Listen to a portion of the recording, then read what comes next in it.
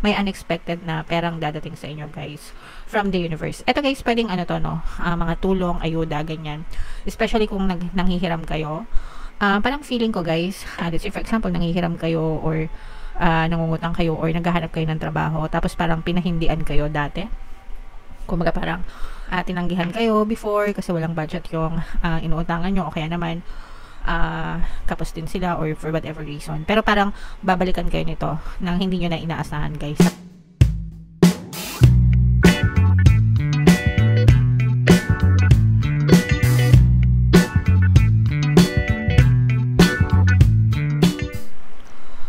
Hello guys, hello Gemini, welcome back to Pinay Pixie Tarot. Ang pamagat ng episode natin for tonight is Money Money Come to Me. Money reading guys, para ngayong July para sa Gemini, Sun, Moon, Rising, Sign, and Venus. Shuffle ko to guys, hanapin ko yung energy ng money at saka yung energy ng Gemini.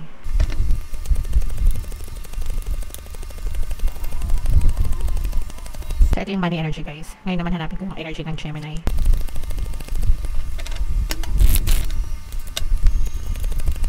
Ito guys. So, Gemini, kayo ay represent ng Queen of Swords. Ito yung ating money energy. General reading lang guys. Pwede mag-resonate, pwedeng hindi. Pwedeng positive, pwedeng negative. Kung ano yung makaresonate sa inyo guys, take that message.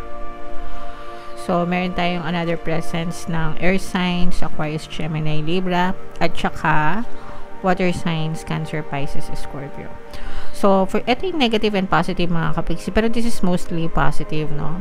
Yes, this is mostly positive, guys. For some of you, may unexpected na gift.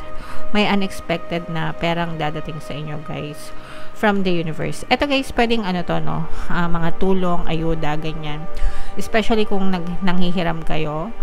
Parang feeling ko, guys, let's say, for example, nanghihiram kayo or nangungutang kayo or naghahanap kayo ng trabaho tapos parang pinahindian kayo dati. Kumbaga parang tinanggihan kayo before kasi walang budget yung inuutangan nyo o kaya naman kapos din sila or for whatever reason. Pero parang babalikan kayo nito nang hindi nyo na inaasahan guys. Tapos parang sasabihin nito sa'yo, uy, kailangan mo pa ba ng pera kasi meron akong extra dito ng 2,000 baka gusto mo. Okay, so example lang yun. Papahiram ko muna sa'yo kung kailangan mo pa. So, parang ganon, guys. So, parang ito, hindi mo na to ine-expect.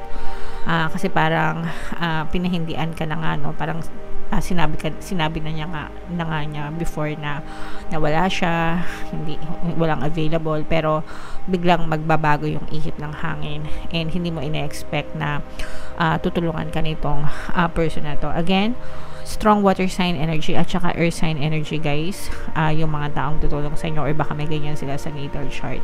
Parang minumove, yan yung sinasabi ko sa inyo guys na minumove ni universe yung mga tao, bagay, sitwasyon sa paligid nyo para ibigay yung mga pangangailangan nyo and pinagkakaloob sa inyo.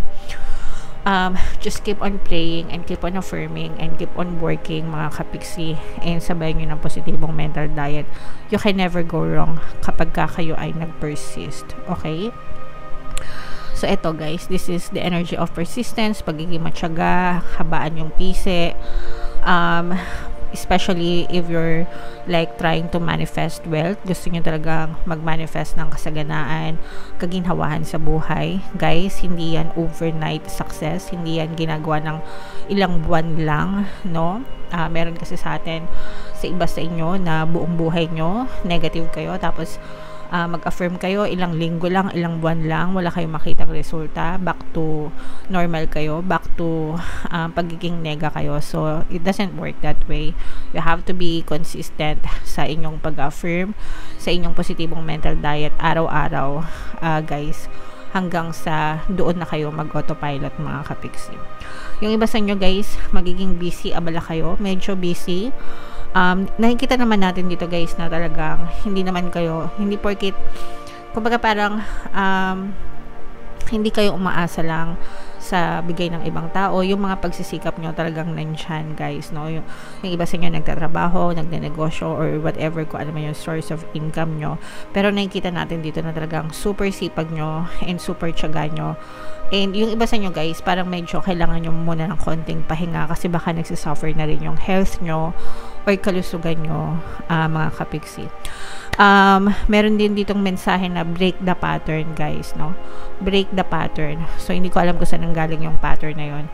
Pero baka kasi meron kayong mga negative habits, no? Yun yung kailangan nyo i-break.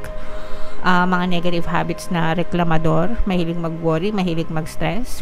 So, you have to break that habit, mahilig mag-complain. Kasi, yan yung nagpapahirap sa buhay nyo. Kahit na anong sipag nyo, guys, kahit anong dasal nyo, pero ang mindset nyo ay reklamador, negative, di ba? Mindset ba? Mindset.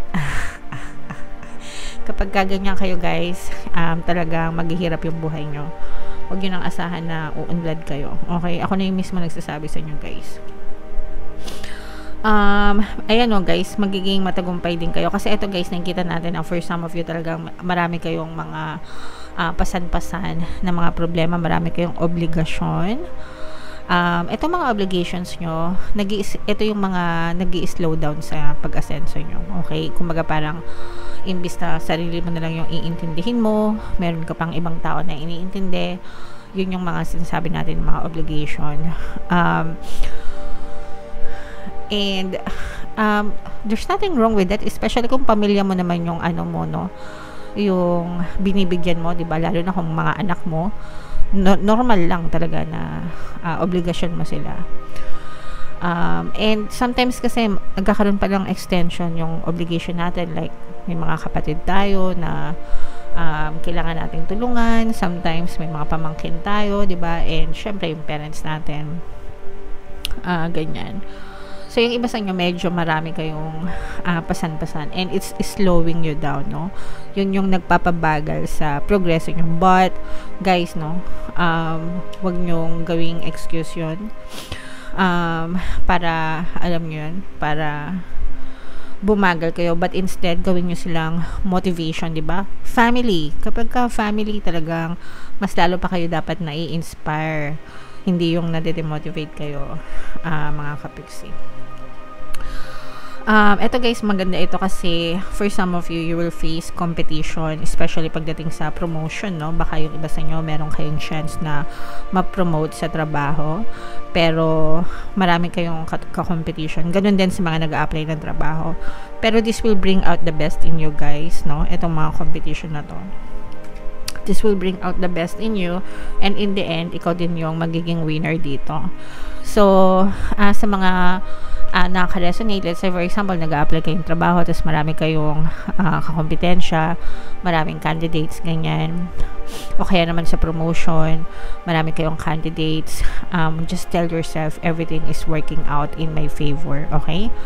Everything is working out in my favor. Sobrang favorite niya affirmation yan, guys, para talaga kayo yung mapili, kayo yung maging winner, no? Sabihin nyo na rin, I'm the winner.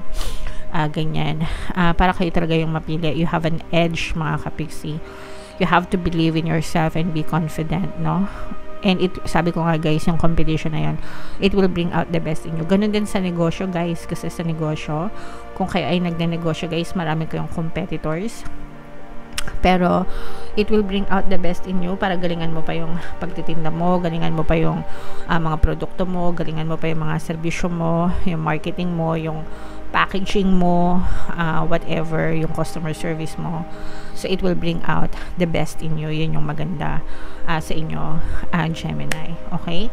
So i-mind mo, ito yung tagumpay, mga kapiksi, mind success, mind tagumpay, mind level up. Ito mga unexpected help, guys. Yan, mga unexpected na tulong. Talagang dadating yan sa inyo. Si universe ang nagbibigay nitong tulong na to, mga kapiksi. Kapag may mga tumulong sa inyo, guys, huwag niyong tanggihan. Kasi good karma nila yon. Binibigyan nyo sila ng pabor para sa kanilang good karma, mga kapiksi. Alright? Okay. So, comment down below, Gemini, if naka-resonate kayo dyan. Ngayon naman, guys, tingnan naman natin itong mga money manifesting techniques para sa inyo. Shuffle ko to, guys. Habang sinashuffle ko to, panoorin nyo muna yung video natin regarding sa ating paano mag-manifest ng abundance video cards. Kapiksi, sawa ka na ba sa mga struggles at hirap sa buhay mo? Masipag ka ba at masikap sa buhay ngunit hindi ka pa rin umaasenso? Ilang beses ka na bang nag-attempt ng negosyo at nag-invest pero palagi ka pa rin nalulugi? Sa pagkakataon na ito ay maaaring may subconscious beliefs ka na nagiging balakid sa iyong pag-unlad at pagyaman. Introducing, paano mag-manifest ng abundance video course. Dito ay matututunan mo ma-overcome ang mga balakid mo para tuluyan ka ng umunlad, umasenso, sumagana, maging matagumpay, successful at maswerte sa iyong kabuhayan, pera, trabaho, negosyo, salapi at kaperahan ng bonggang-bongga. Dali, mag-send na ng email sa pinoypixie@gmail.com at simulan na ang iyong pagyaman ngayon. Alright. So, sa lahat ng gusto mag-avail ng course, guys, until June 13, meron tayong promo sale, 20% discount. Avail nyo na, sobrang ganda ng course, sobrang laki ng discount. And meron tayong bagong course, guys, paano mawala ang third party at magkaroon ng harmonious na relationship. Para yan sa mga kapiksi natin na may problema sa third party, sa relasyon nila, super ganda ng course, guys. Super laki ng sale, 30% until June 30. Avail nyo na, guys, sobrang ganda ng course. So, ito yung money manifesting technique para sa inyo, guys. We have indulge. Wait lang, close up na. Ayan. Yan. So, buy yourself a treat each week, even if it's very modest. Enjoy it as though it were the greatest gift you have ever received. The universe will then provide many more gifts for you to enjoy. So, wag nyong i-deprive yung sarili nyo, mga kapiksi, especially kung kayo mga breadwinner, kung kayo talaga yung kumikilos sa bahay nyo. Actually, even if hindi kayo breadwinner, no, you have to treat yourself dun sa mga bagay na deserve nyo. So, buy yourself a treat each week, no? Yung iba, ginagawa nila, iniipon nila, di ba, nag-iipon sila ng mga sweldo nila, tapos tuwing kinsenas katapusan, ganyan. Tapos bumibili sila ng mga bag, shoes, damit, mga ganyan, or gadgets, whatever. Yung iba naman, travel, no? Yun yung, kumbaga, once a year, twice a year travel, yan, nag-iipon sila pang travel nila. Yun yung regalo nila sa sarili nila. Ako, guys, mababaw lang yung kaligayahan ko. Dati, mahilig akong bumili. May sweet tooth kasi ako, hindi ako, mahilig ako sa matamis. So, dati bumili ako ng ice cream every week, ng mga Magnum, ganyan, mga cornetto, yan, yung mga mahilig ko. Tapos, ako lang, no, sa family namin, ako lang. Hindi ko binibilan yung mga anak ko, nanay ko, asawa ko. Gusto ko, ako lang yung meron para feel ko ay special. Okay, ngayon nagbago na, hindi na ice cream, chocolate na yung binibili ko, mga kapiksi. Okay? So, tapos ako lang din yung kumakain nun. Okay, so yun na yung gift ko sa sarili ko, and deserve ko yun kasi masipag ako. Kita naman, guys, kung gaano ako kasipag, di ba? Kahit pagod na ako. Video pa rin para meron pa rin akong maihain sa inyo, guys. Okay? So, ganun din kayo, guys. It doesn't matter kahit mahal, kahit mura. Ang importante is, it's the thought that counts, sabi nga nila, di ba? Yung paggawa, no? Yung mafe-feel mo na special ka because you are, no? You are special and you deserve to be treated as such. Okay? So, yeah. Comment down below, Gemini, if feeling nyo naka-resonate kayo dyan. Ito yung ating mga pampaswerte subliminal, guys. Pakinggan nyo para makatulong sa inyo. And ito naman yung ating success stories ng paano mag-manifest ng abundance video course. Click here to subscribe, guys, and click here to join our membership program. Thank you for liking, sharing, and subscribing. See you again next time. I love you all, guys. Have a nice day. Bye-bye.